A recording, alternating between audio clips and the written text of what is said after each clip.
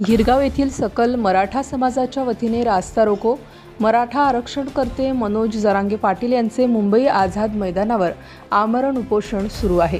या उपोषणाला पाठिंबा देण्यासाठी गिरगाव येथील सकल मराठा समाजाच्या वतीने सोमवारी सकाळी वसमत अर्धापूर महामार्गावर रास्ता रोको आंदोलन केले। यावेळी मराठा आंदोलकांकडून महायुती सरकारच्या विरोधात तीव्र घोषणाबाजी करण्यात आली। मुंबई येथील आझाद मैदानावर मनोज जरांगे पाटील यांचे 4 दिवसांपासून आमरण उपोषण सुरू आहे, परंतु या सरकारकडून आरक्षणाचा निर्णय लवकर घेतला जात नाही आहे।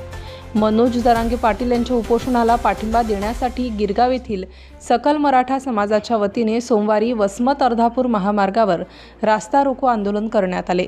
या आंदोलनामुळे रस्त्याच्या दोन्ही बाजूंनी वाहतूक काही वेळासाठी ठप्प झाली होती।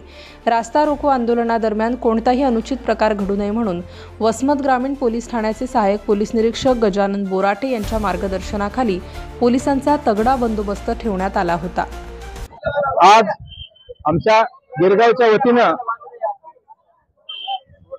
नॅशनल हायवे रोखण्याचं निवेदन दिलं होतं। त्या पद्धतीनं आम्हाला प्रशासनानं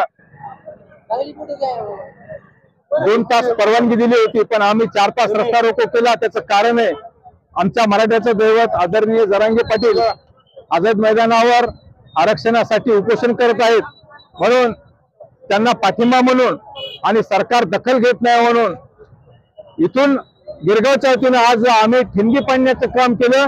जर आरक्षण सरकारनं 2 दिवसात नाही दिलं तर जागोजाग हा रस्ता रोको होईल, प्रत्येक गाव रस्त्यावर येईल, हे रस्ते उखडून टाकले जातील आणि शासनाला याचे परिणाम भोगावे लागतील।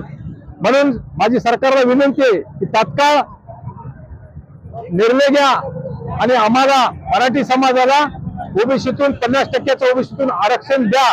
आणि सरकार बाबा आजपासून आमच्या ज्या मुंबईला गावगाड्यातून अन्न पुरवठ्याच्या गाड्या जात आहेत, आजपासून त्या गाड्या कोणत्याही प्रश्नाचा आणि कोणत्याही अडचण आणला तर आम्ही आता 3 तास 4 तास रस्ता रोको आंदोलन केलंय।